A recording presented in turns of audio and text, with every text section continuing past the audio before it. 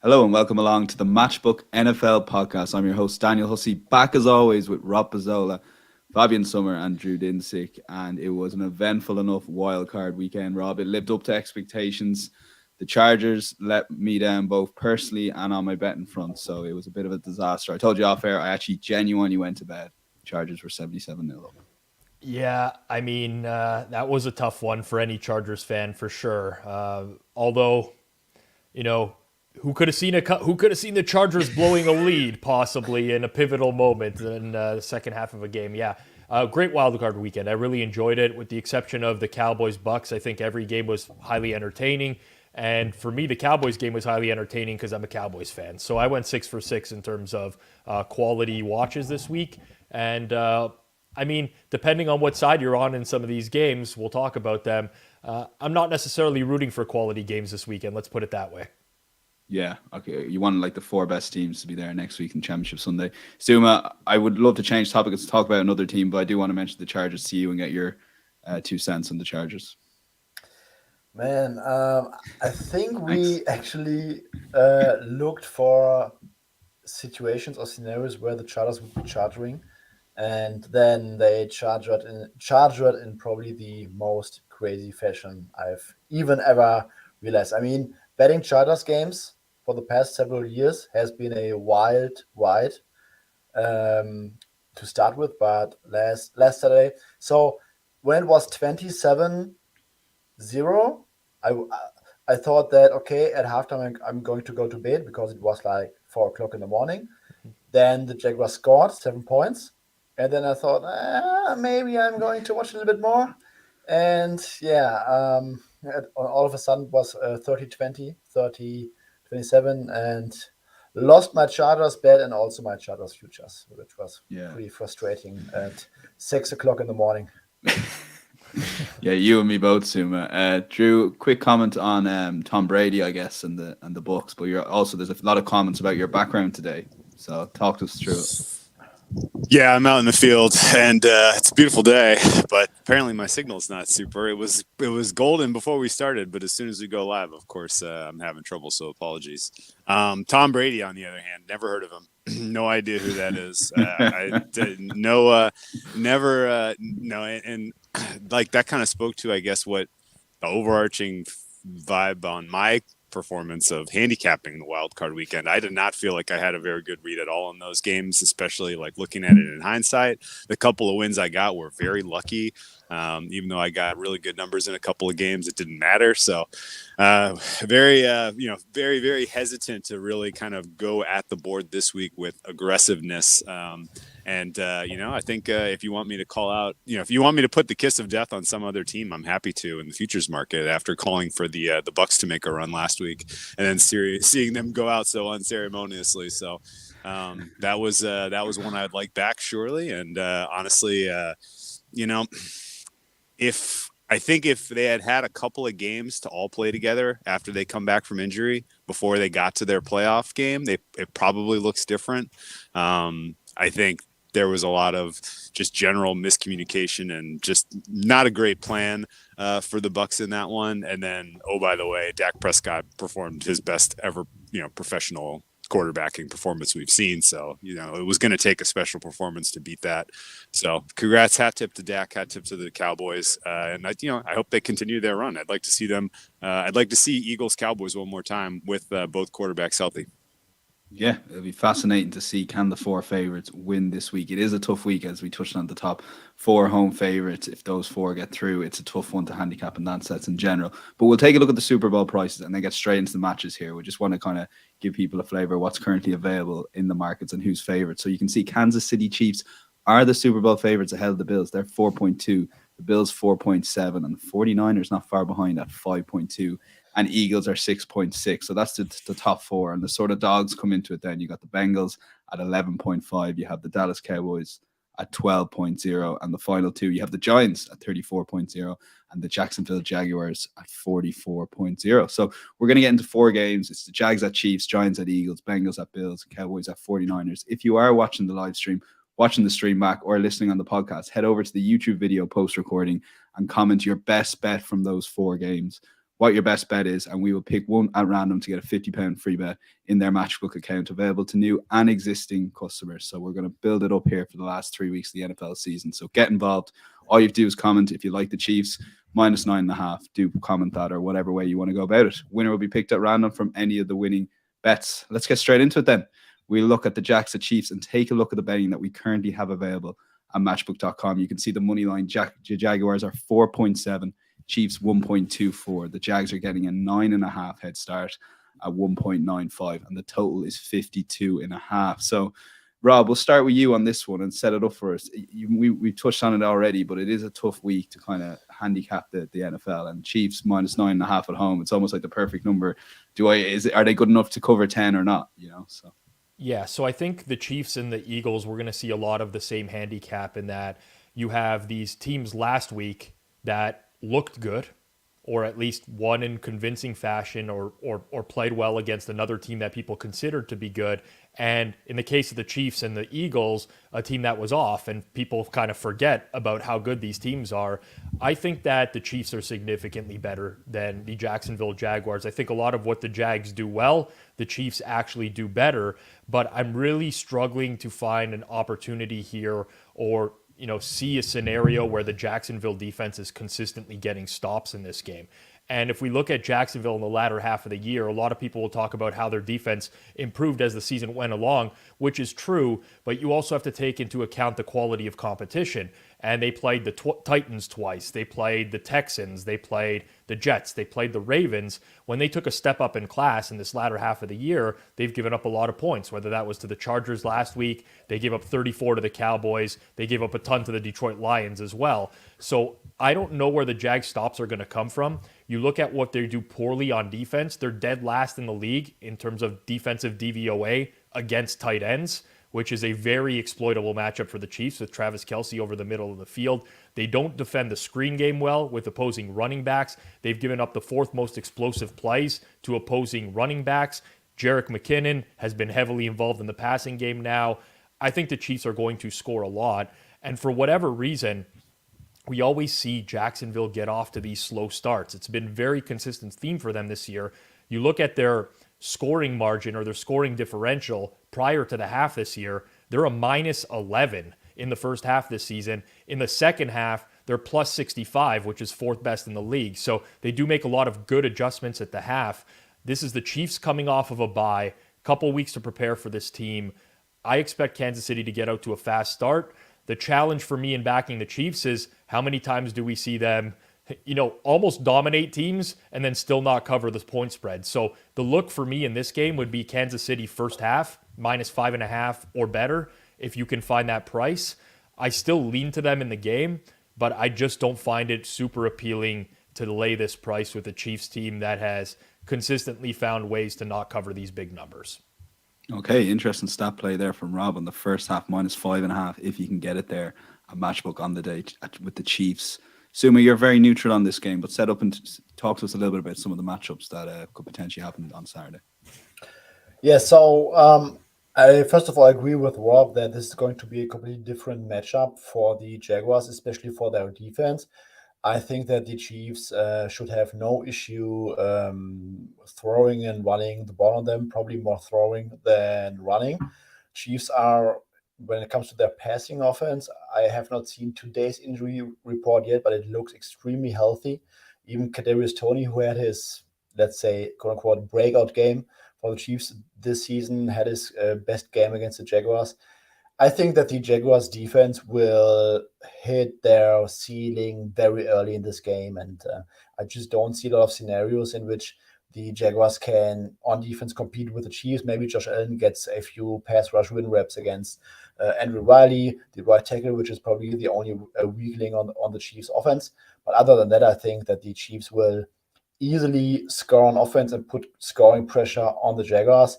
And for as much as I like Doug Peterson and Trevor Lawrence, I think that we saw last week already, which we also discussed on the show, that they might reach a ceiling offensively as soon as the opposing defense is able to kind of contain the run and play sticky man coverage. And The Chiefs defense ranks first in the league in middle of the field open coverage and 8th in man coverage, which means that they play a lot of cover 2, cover 4 style, and also a lot of cover 2 man.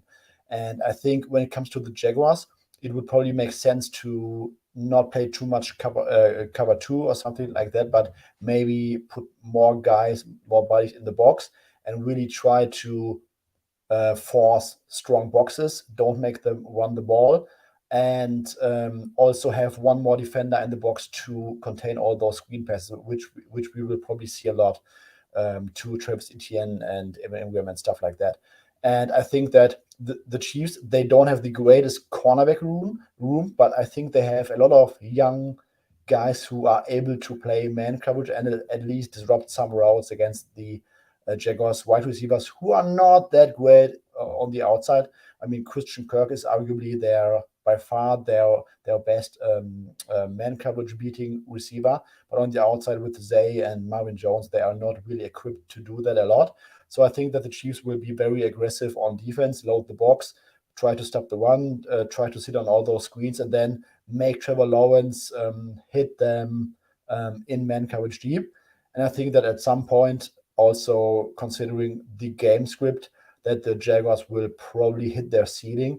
I mean, the spread of 8.5, 9 in that range, I think it's completely fine.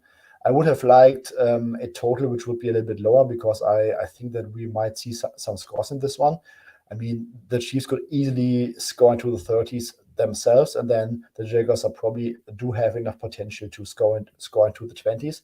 So a 51 would have been very sweet, did not get there. But I think we might see a higher scoring game, and the market is telling that we should expect that. Yeah, a lot of love for the over in the comments, but it is rising at the moment. Drew, over to you. You do have a futures on the AFC and the Super Bowl with the Jags, and I did enjoy your content on Twitter when the Jags were making that comeback, just tweeting out the Jags. But talk to us a little bit about Trevor Lawrence, and like you could argue, like if any against any other normal team, 27-0, the game's over, and he's probably had 2 stinkers in quote unquote playoff games. Is there any sort of basis that he has had his bad games now, or at least his bad game and a half, and he can kind of kick on against the Chiefs with nothing to lose? I hope so. I very much hope so. I was helping you there. Yeah. I mean, I think you can take a lot of takeaways between the last time these two teams played and now, in terms of the development you've seen from Trevor Lawrence, in particular, how he is, what he is doing, where he is attacking the field, and how he is kind of feeling it with what Doug Peterson is calling offensively. And, any kind of optimism here for the Jags is really centered around Doug Peterson proving effectively that he is one of the better in-game managing playoff coaches that we've ever seen in the NFL. Like, you can't take away from what he's been able to do, even in, with his back against the wall with, guys that you otherwise wouldn't expect you to be able to win championships or win playoff games with. He's been able to pull it off. And, that comeback against the Chargers was just another great example of like him. He just coached Staley into a box. Like it was amazing to watch it live. And now that he gets another opportunity going up against a guy in Andy Reid, who's incredible from a scheme standpoint, but it definitely is lacking when it comes to in-game management, and has shown for sure a propensity to lose it in these big games, most notably I think of last year's AFC Championship game. And so I think any optimism you have centered around the Jaguars is really centered on that, the coaching advantage that they have in this contest. And I think I'm hoping at least for a game that looks like the AFC Championship game. I hope Rob wins his bet. I hope first half is all Chiefs. I hope the Jags kind of absorb their first punch and make some good adjustments and come back in the second half here. The Chiefs are not a team that I really hold high in terms of being able to run and play keep away. And so the door is going to be open for the Jaguars if they can kind of find some fluidity offensively in the second half. I like their opportunities to do damage with Evan Ingram, particularly after the catch. I like the matchup for the wide receivers in this one, even though, clearly Kansas City, if you look at statistically, has performed well defensively this season. I think that they have largely gotten away with it against a very soft schedule. You talked about Jags doing it against some bad teams and, their defense being better the second half of the year against some bad quarterbacks. That's true. But if you look at kind of the entire resume of the Chiefs, other than their like convincing win against the Niners, like when they've gone up against, kind of teams that can score into the 30s, it's been a rock fight. It's been a close game every single time. They lose to the Bengals, you lose to the Bills, and then just this plethora of 3-point wins up and down their schedule. So Chiefs winning by margin, I think, is sort of the least likely outcome that happens here. And if we want to talk about math, like what's 4.7 on the money line right now for the Jags implies like 22% chance that they win this game. I'm much closer to a 30% chance for them. So I see some value in the Jags just because there is a potential that, that you absorb the first punch from the Chiefs here. And then, you have the coaching advantage and you could have the ball last and it could be that type of game. Like there's definitely a meaningful percentage of game states where that's the outcome we're talking about and we're looking at. So are we going to need a perfect and clean game from Trevor Lawrence? Yes, absolutely. If he's turning the ball over, it's not going to be the same opportunities you had against the Chargers because the Chargers really did kind of gift wrap that comeback for you.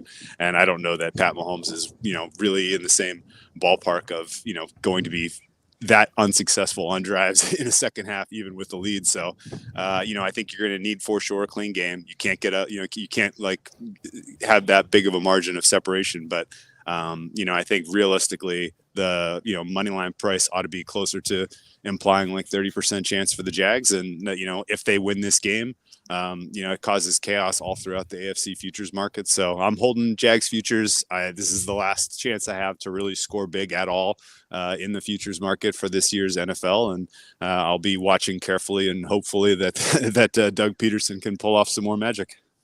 Yeah, we'll be cheering you on. Doug Peterson obviously coming up against his former coach, Andy Reid. So fascinating. A lot of chat about that in the comments. We're probably not there enough in terms of a bet on this, guys. But look, Drew's made the case that if you want a fun bet, perhaps Jags on the money line or maybe get involved in some futures. And Rob's kind of pointed out the Chiefs 1.5. Look, both of them could come in for sure. So we'll move on to the second game. This is the Giants at the Eagles and take a look at the betting that we currently have.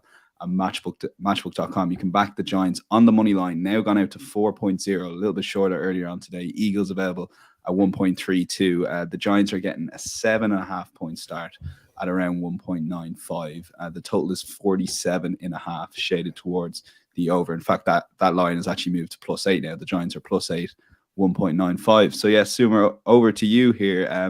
You were leaning towards Philly at -7. It's actually, the line's actually gone out to 8 on Matchbook. I'm not sure what that's like across the board, but I'm guessing pretty similar. So I guess that maybe makes it a non-bet for you. Yeah, 7.5, 8. I make this game Philly -8. There is some uncertainty around Jalen Hurts. I mean, he's been practicing fully, but I think there's still the chance that he might not get his full arsenal of plays, especially when it comes to exposing his shoulder or his body. Maybe we don't see 3 or 4 sneaks this upcoming Saturday, don't know. But in general, this Eagles team has not been that healthy for, I think, 6, 7, 8 weeks now. They were always dealing with a few injuries, like John Davis was on IR. Avonte Maddox might not be back this week. Josh Sweat had this neck injury. Jalen Hurts was injured. This is a completely healthy Eagles team, and we liked the Giants a lot last week, but they were just beating a very fraudulent Minnesota Vikings team with a bad defense and with an offense that was able to move the ball on the Giants, but just came short in a let's say mini shootout. I think this is going to be a completely different matchup for the Giants. The Eagles, they were I think 13-1 before Jalen Hurts got hurt. They are healthy. I think that their offense should roll here, especially when we consider that Lane Johnson will be back. I think with Lane Johnson, there might be a few matchups for the Giants to attack, but I think the most interesting part about this game is how Wink Martindale is going to attack this Eagles offense, because Martindale's scheme in general and also this season is extremely man and blitz heavy. The Giants rank first in blitz rate on defense. 39% of all their plays are blitzes, and they rank third in man coverage rate. In the first Eagles-Giants matchup, where the Giants did not play their backups, the Giants were missing Adoree Jackson, Xavier McKinney, and also Leonard Williams. So this time the Eagles will facing a healthier Giants defense. But I still don't think that the Giants can, with their scheme, cover up all the mismatches that they lack when it comes to personnel. I think that the Eagles should have no trouble running the ball on the Giants. The Giants' run defense is extremely bad, and even the Vikings, who are a bottom 8 running offense, were able to run the ball on the Giants last week. I think Rick Martindale has two options. Either he goes complete YOLO mode and blitzes the shit out of Jalen Hurts, plays man coverage, and just tries to hit some crazy variants in this game, or he's going to play extremely conservative and keep the game in front of them, let Jalen Hurts work the ball down the field. I don't think there's going to be anything in between. And whether they do the one or the other thing, I still think that the Eagles have too much quality on offense with their one game, with their screen game. I think Dallas Goedert is absolutely going to eat like easily a 100+ yard game if they hit him, because the Giants linebacking corps is one of the worst in the league. AJ Brown, even though Adoree Jackson is back, even if they cover AJ Brown with Adoree Jackson, maybe some safety help over the top, like who is going to cover Devontae Smith? I think there are just too many mismatches for the Eagles across the board. I think they roll here.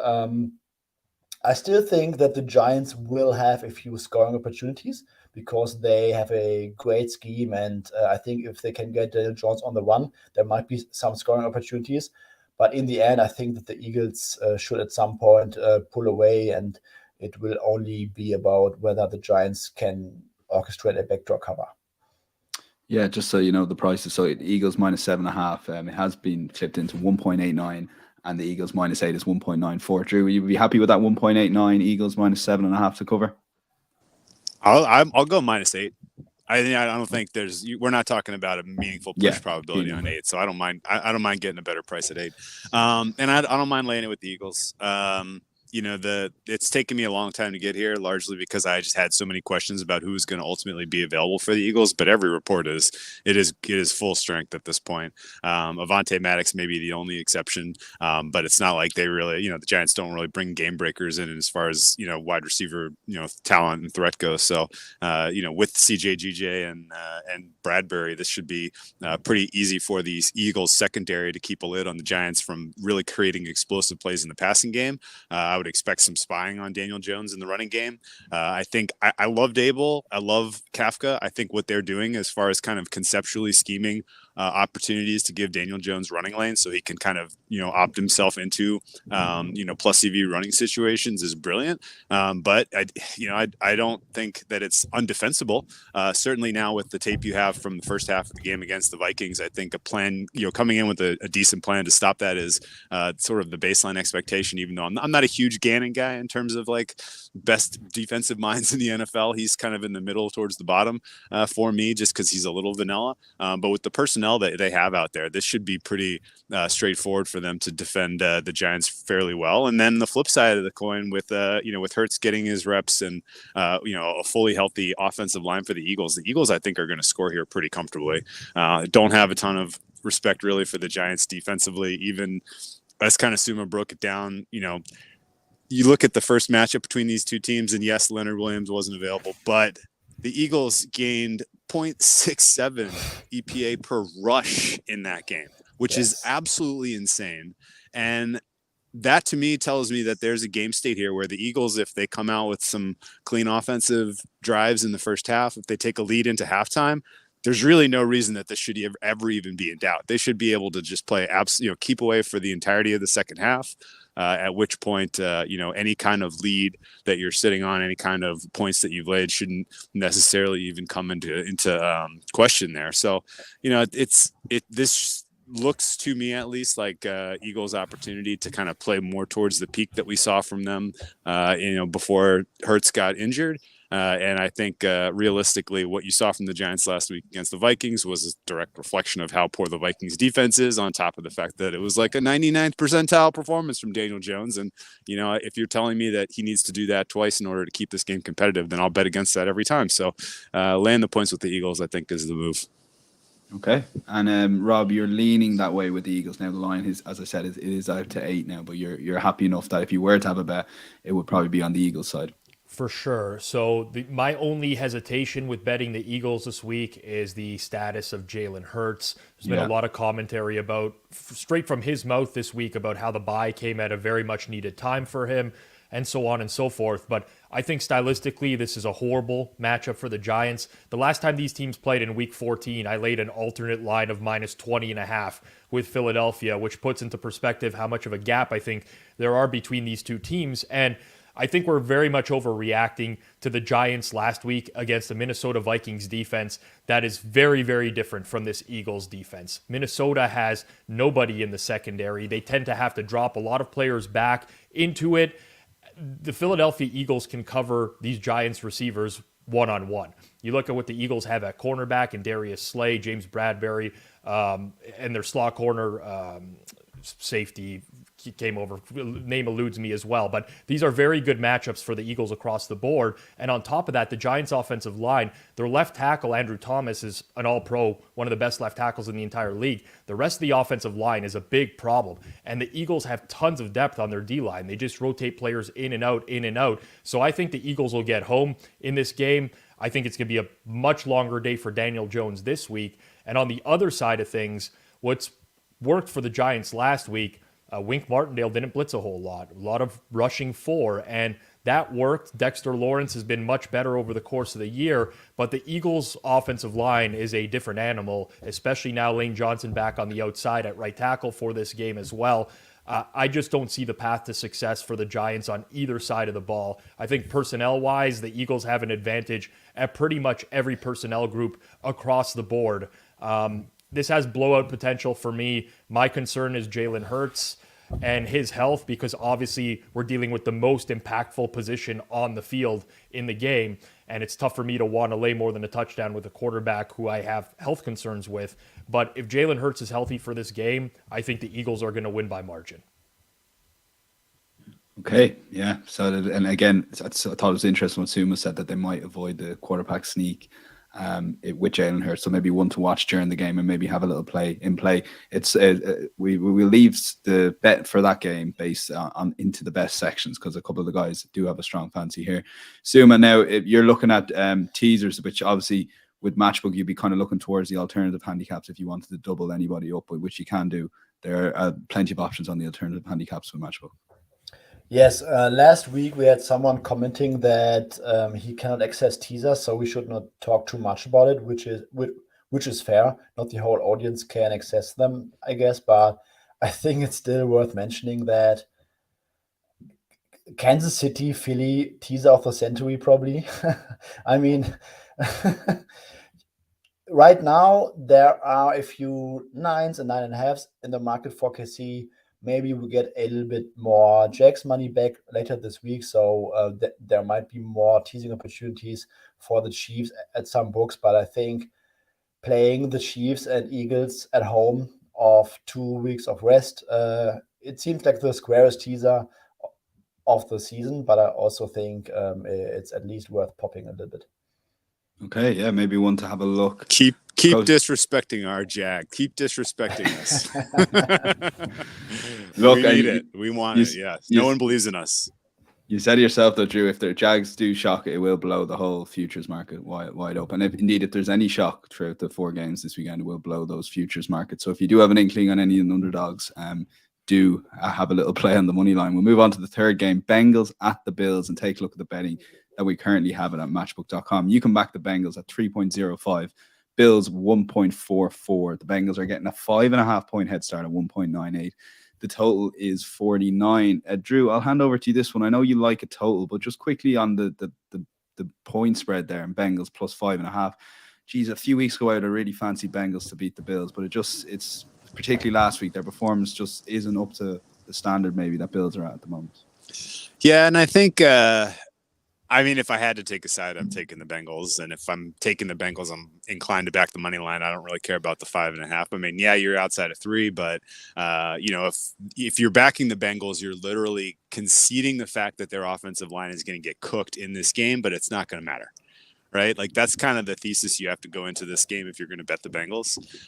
Joe Burrow obviously has survived to this point in his career under massive amounts of duress. He's taken 3, 4, 5 sacks a game. Hasn't really impacted their ability to ultimately sustain drives and still score and still threaten other good teams. Their playoff run last year, he get sacked 9 times in the divisional round against the Tennessee Titans and they still win. So it's like, there's certainly you're conceding the fact that he's going to be under significant duress in this game if you're backing the Bengals. But I think that really plays to just sort of what the game state may look like. Bills pass rush is good, not great. Bills secondary, I have huge questions about, particularly, CB2, particularly the play you're getting from your safety not named Poyer. This is, there's relatively soft places to attack.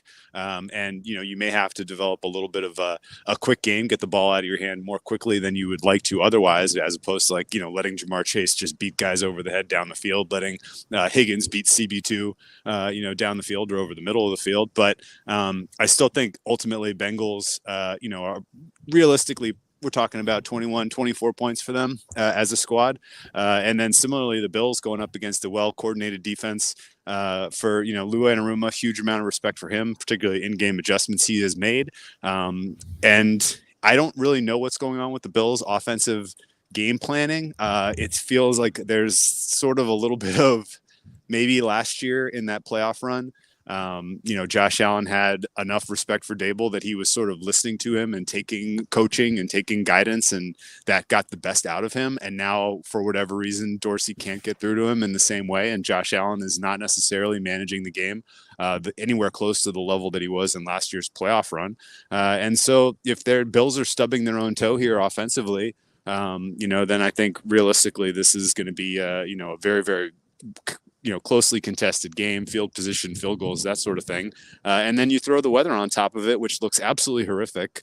The conditions almost identical to what we saw in the second game between the Bills and the New York Jets. And if you remember that game well, Bills really had, very little opportunities to move the ball going up against a similarly talented defense. I in fact, I rate the Bengals with a better secondary, particularly in terms of safety play. So, I think realistically, this is going to be a lower scoring contest. You've seen the total come crashing down from 50.5 to 48.5.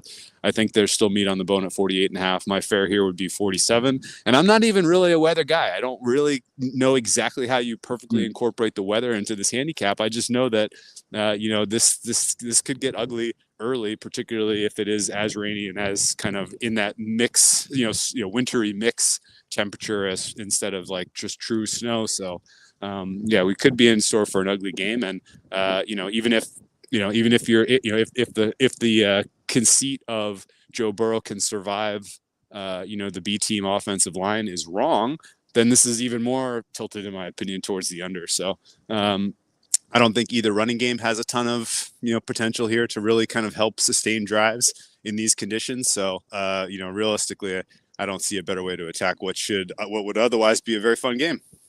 Yeah, well, the total's actually gone ticked a little bit back up, Drew, to 49.0 currently, matchbook 1.92. So that's a pretty good case for that. Rob, over to you. And Drew touched on the stat. I wanted to bring up the 9-time sack, a playoff record for the Bengals, and they still won. Joe Burrow is going to be under massive pressure in this game. He will be, but at this point, this is not new information that the market hasn't accounted for, right? And that's the difference. Everyone who handicaps this game is going to talk about the Bengals' injuries on the offensive line.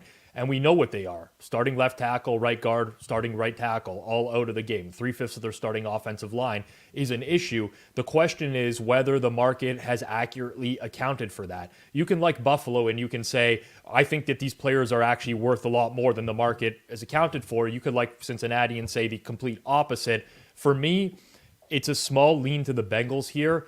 And believe me, offensive line injuries, cluster offensive line injuries are a huge problem. But I have some optimism that the Bengals can overcome that for a couple reasons.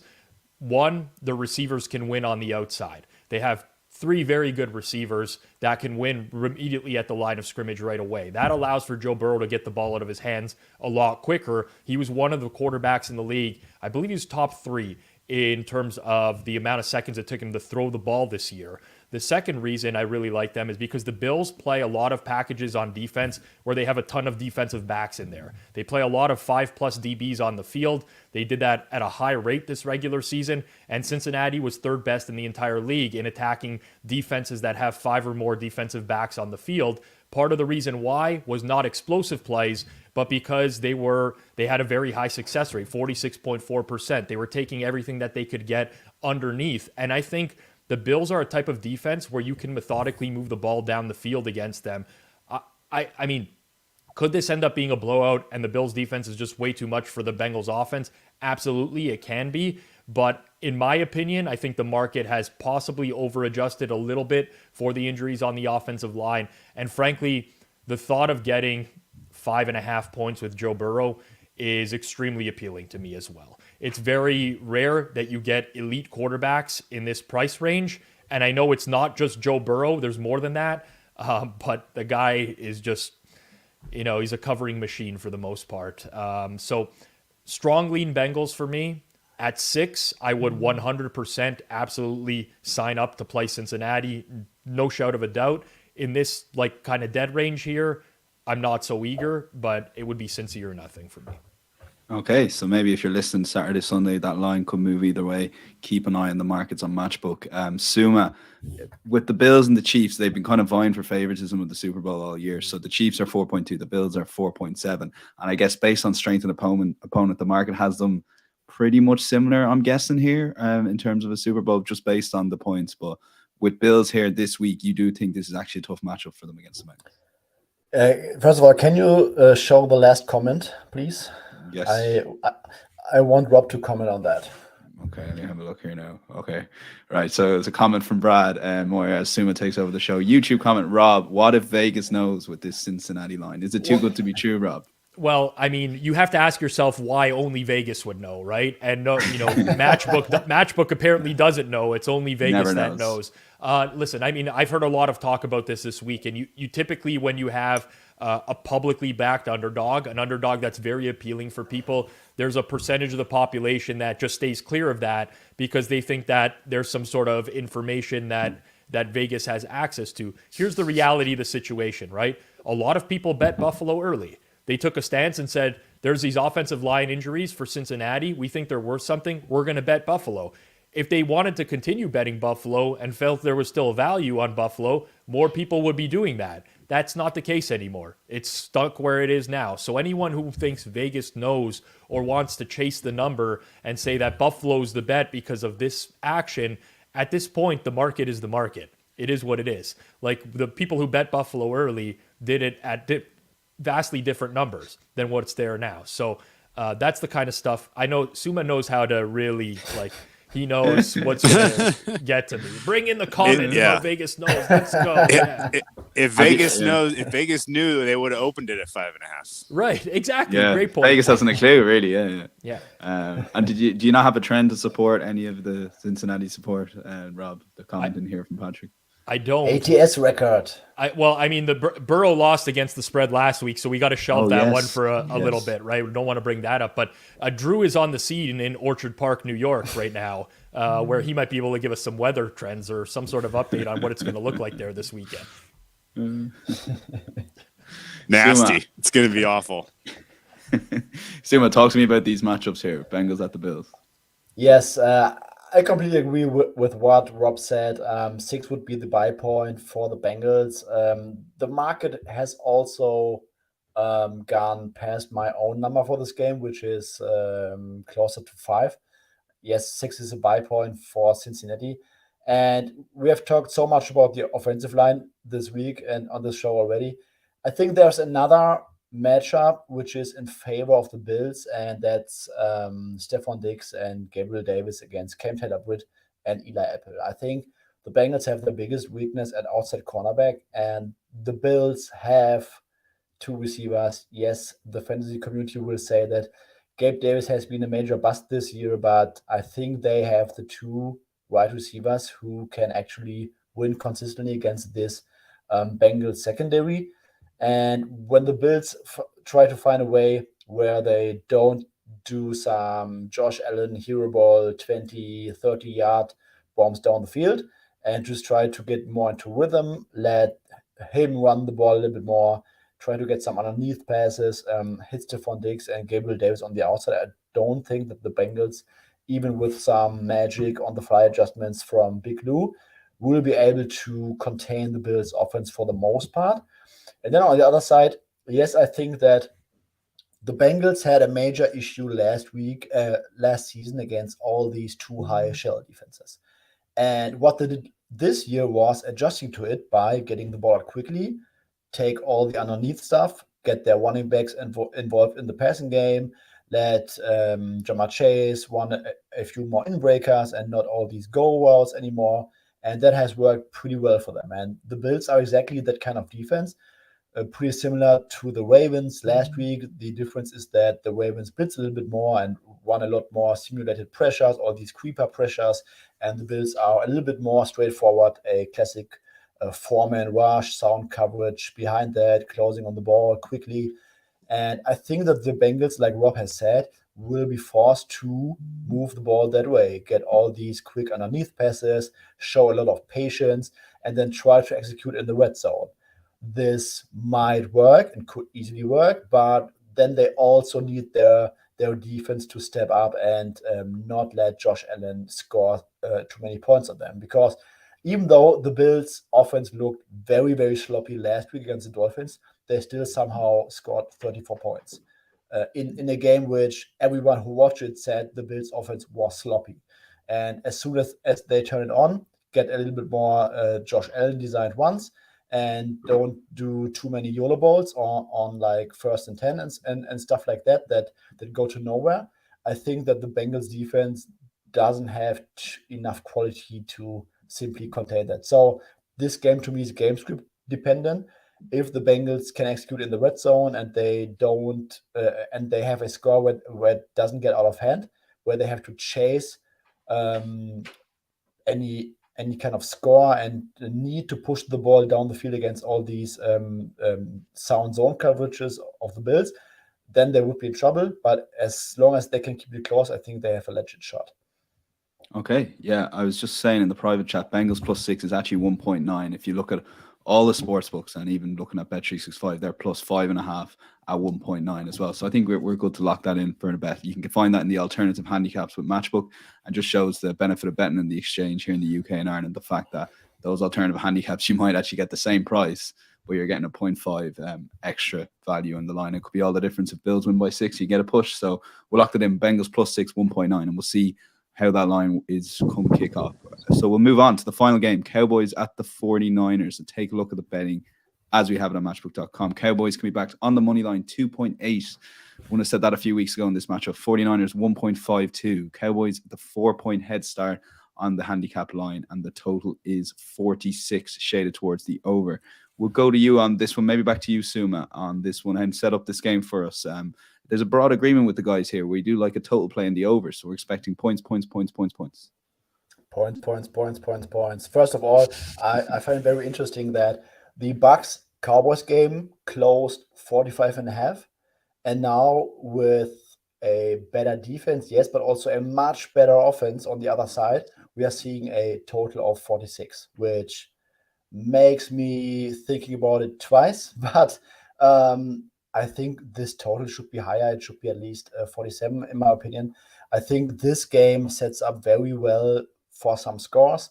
To beat the 49ers defense, and we are still talking about defense, which is not that very predictive. We saw it the last couple of weeks where Jared Stidham had a great game against the Niners defense. Seahawks were able to move the ball in the first half until the game got out of hand. So it's not like only because you have an elite defense that you will never concede more than 20 points in any game or something.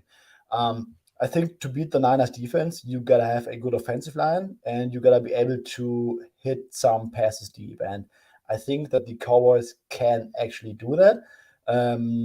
Haven't seen any news today on Jason Peters, but if he can play, the Cowboys will have their starting offensive line, and they actually have some dudes who can at least block the 49ers for 2.5 seconds. And Dak Prescott, there are some really wild stats when he's clean and when he's under pressure. When he's clean, he's absolutely cooking, and they might get a few clean pockets here. I think that CeeDee Lamb might have a big game out of the slot, and Michael Gallup might also see a few high leverage targets in this one. If I'm the Cowboys, I'm not giving Zeke Elliott more than 5 carries here. That would be absolutely bananas in my opinion. I think the way to attack this 49ers defense is get Dalton Schultz and CeeDee Lamb involved out of the slot, and then try to set up Tony Pollard with some screen passes, quick passes where he can collect after the catch. And I think that the Cowboys should be able to put up some points. And the Cowboys offense has been somewhat inconsistent. Dak Prescott has had a lot of turnovers, and turnovers are not always bad for a total, especially when we talk about two high-flying offenses where a turnover can also lead to decent field position. On the other side, I just don't see how the Cowboys defense can generate too many stops against the 49ers offense. Brock Purdy, I think the only caveat to him is that he has been extremely efficient on third down. We might see some regression at some point there, but it's also that the 49ers are like a top 5 offense also in the passing game on first and second down. The Cowboys play a lot of nickel on defense. They don't have 3 linebackers on the field often. They like to load the box, and when they do that, they're going to face a 49ers defense that is exceptionally well when it comes to 12 and 21 personnel. And I think the Niners, no matter how the Cowboys line up, they will be able to run the ball on them, throw the ball on them. The Cowboys don't have the cornerbacks outside of Trayvon Diggs to contain Brandon Ayuk, who is having a monster season, just flying a little bit under the radar, I think, because he's not putting up like medium range 4-digit numbers on the season. But Brandon Ayuk should have a good game. Deebo Samuel, George Kittle. I think both offenses are set up for success here. And yes, I think that the total is a little bit too short. I would make it 47 or higher. Okay. And Drew, you're in agreement with the guys here on the over. I know you've written down over 45.5, but you can get 46.5 still at decent prices. Yeah, my fair side price here is 3.5, so slight lean towards the Cowboys at 4. My fair total is 47.5, so pretty decent edge to the over, because 47 is a meaningful number in NFL totals. The breakdown of who wins this game, I've kind of settled on. It's pretty obviously which pass rush is successful. And I think there's a decent chance that neither pass rush is successful here. And if that's the case, this is maybe flying over the total. But, Suma kind of brought it up. There's a huge, you look at what Dak Prescott did last week, and he was masterful. He was the picture of poise. He was making amazing decisions and just like kind of the superlative field general. And people are talking about it like he just decided to do that. Right. Like it was like, oh, yeah, well, I'm going to play good today. And like that was the reason he was so good. But to me, at least, it was the Bucs could generate no pressure whatsoever on him. And when he has time to operate and he has the weapons to work with, and Kellen Moore is giving him plus EV play calls, that Cowboys offense can absolutely score with anyone. So that's kind of the key issue that I'm going to be watching in the first kind of quarter of this game is definitely number one, Suma already mentioned it, is Jason Peters healthy, is the offensive line intact, because if you're getting the same quality of protection that you got last week, Dak Prescott is going to shred a secondary that I have huge questions about with the 49ers. The second kind of thought is, even if Bosa, for whatever reason, will point him out. If he's winning his 1v1, I liked some of the stuff that the Cowboys gave you a glimpse of last week about getting Dak rolled out of the pocket, and he looked comfortable doing that. He looked comfortable scrambling. Like, we haven't seen a lot of Dak scrambling this year. I think they were being a little bit protective, trying to make sure he didn't re-injure the ankle that he injured week 1. And, him as a mobile threat in this game, particularly with how aggressive the Niners linebackers are, and if you can kind of give them some misdirection here, that should be a very effective way for them to sustain drives. So I look at this Cowboys team as potentially getting into the high 20s, and then the Niners are operating with just an absolute embarrassment of riches in terms of skill position players right now. Like, it's literally pick your poison, and there's one standout player available here who is at full health for the Dallas Cowboys, and it's Micah Parsons. And I'm assuming that Dan Quinn is not going to be an idiot and line him up against opposite Trent Williams. He's going to find other ways to get Parsons involved in the pass rush, and that could have an immaterial impact on this game because Brock Purdy has never really had to face a significant pass rush. And you want to see third down regression, it comes when Micah Parsons is in your face after 2 seconds after the snap. So it's if that is sort of the way that this game breaks, then the Cowboys, I think, are winning. But the protection has been pretty outstanding for Purdy since he's taken over. All of the Niners offensive linemen look pretty healthy and are playing very cohesively right now. And he has a safety valve in Christian McCaffrey and George Kittle that are probably two of the better safety valves you could ever ask for in the sport, let alone the quality of play you're getting from them right now. Deebo Samuel, untackleable. Brandon Ayuk, able to create separation against the Cowboys secondary that's exploitable. So both of these offenses, I think, are going to be pretty successful. The weather looks phenomenal. It's going to be a beautiful weekend on the West Coast, from what I can tell you. Nothing like what we saw last week, and nothing like what they're going to see in Orchard Park. So over for me was the look. Why the market came down so aggressively yesterday is not something anyone could answer for me. I don't know who in the world, thinks that they have a super strong angle on this under, but it's going to take one of these two defenses generating consistent and aggressive pressure. You look at the playoff game from last year, the entire outcome was determined based on pressure. Niners generated 16 pressures, 5 sacks. Dallas 6 pressures, 0. And that was the difference in the game, no matter how you want to replay it in terms of the scheming and the decisions that the Cowboys offense made and who they got involved. It was all about protecting Dak. And I think a good performance by the Cowboys offensive line puts them into the NFC Championship game against the Eagles. Yeah, you set it up nicely. Even the warm weather, it's a massive game, playoff divisional round game. Rob, it's a team steam here on the over, so just add anything you can that Suma and Drew haven't covered, which is a hard thing to do, I know. Yeah, so I was on air with Drew watching Cowboys-Bucks in the fourth quarter when this game started to open up widely, and we were surprised it opened on the lower side of 47. I make this above 47 as well, 47 being a key number in the NFL. I really see both offenses being able to exploit the areas of weakness in the defenses, which are the secondaries, really. And one thing about Brock Purdy especially, which has really worked to the 49ers' benefit. A lot of people can talk about the quality of competition and the fact that he looked, a little bit shaky in the first quarter against the Seattle Seahawks. If you go back to 2010, Brock Purdy had the 5th best performance in terms of EPA per dropback of any quarterback in the playoffs last week against Seattle. So yes, maybe a little bit shaky at first, but he looked a lot better down the stretch in that game. And what Purdy's really been able to do this year, and what makes him very different than Jimmy Garoppolo, is his ability to extend plays. And I really think that's a benefit against this Cowboys defense. If there's pressure, Garoppolo would be a sitting duck in the pocket, whereas Purdy is not. And you look at Brock Purdy, 85 dropbacks this season, in which he took 3 or more seconds to throw. On those 85 dropbacks, he had a 47% success rate. That's the 4th best amongst NFL quarterbacks.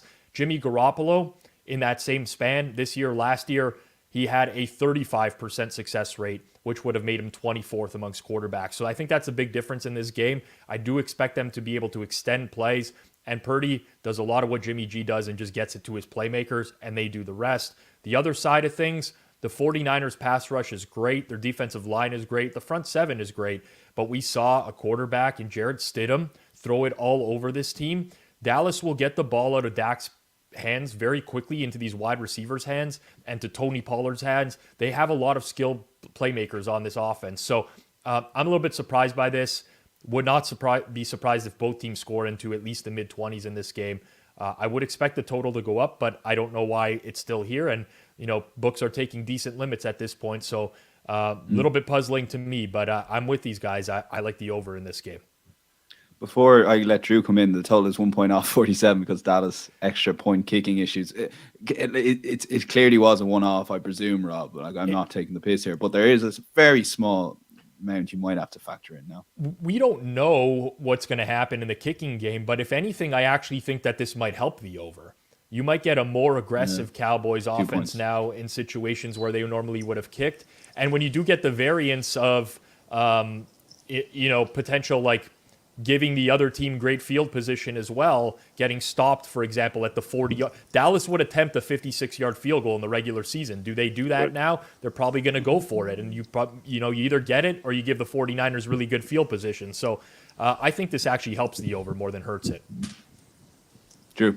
Yeah, that's a great point. Only question I have for Rob, people are saying, thanking you for betting the Bucs money line last week in order to get the Cowboys to win. They want to know, are you going back to the well? You were kind of softly making a case for the Niners there. What is the price point that you would buy a Cowboys win by betting the Niners money line? So I will tell people, and this is true in the audience, I went back and reviewed. So I started doing content 5 years ago and picking games. My ATS percentage in picking Cowboys games is 74% since I started doing content. I usually have a very good read on them. Last week was a horrendous read. Don't get me wrong. I like the Cowboys +4 as well. I just prefer the over. You said it, Dan, in the intro of this game when you were talking about the money lines. You're like, we would have never seen this money line a couple weeks ago. It's true. Dallas ended the season really poorly, with honestly nothing to play for a while. Like, technically they could have won a division, but they were basically cemented into the 5 seed for a long time. And the perception of these teams, or the gap, has widened in terms of market perception. Like, this was not 16 of 18 weeks over the course of the season. There's no way either way, a team is laying more than a field goal in this matchup. And now we're getting absolutely true. That's absolutely true. And to piggyback on your comment about the kicking game, now, maybe with the 3-point lead on the 3-yard line and under 2 minutes, they go for it, the touchdown, instead of trotting a field goal kicker out there to make a 3-point lead, a 6-point lead. Hopefully, that taking some of the decision making away from McCarthy will be positive. Yeah, and Dak was caught on camera mouthing that we should have gone for the 2-pointer, which I thought was very rich. Now, to be fair, knowing fully well that the camera would have been on him at that point, but that's just Dak, I guess, Rob, isn't it? I mean, sometimes these players just, like, they forget that they're being filmed 24/7, right? And they're just in the heat of the moment. And do you blame him? Like, who blames him for he's right. He's right. Yeah. Right? Like, he's a bad teammate. Like, no, he's like, he wants to win a game. He's a good teammate. He's trying to protect his guy. You don't send him out there again. Exactly. I mean, he just wants to win a game, but put yourself in position to game. As long as I don't see a quarterback draw with no timeouts left and 15 seconds in this game, like, I can't handle another ending like last year. That's all. Just give me a game and give me points. That's what I want to see. Last comment, because you mentioned 56-yard field goals, Rob. A 56-yard field goal, Temple may end up in the bay. And that's probably comment of the night. Guys, we're very close to the hour here, so I want you to do your best bets in 30 seconds. Drew, take it away on your best bets. I think I put Philly, right? Yeah. Okay, Eagles -8. I think all the bets are narrow. The market is sharp. These are well understood teams at this point. But give me a healthy Eagles team against a Giants team that's coming in a little overrated and really just don't mind laying the points, specifically because I believe in the Eagles' ability to run out the clock.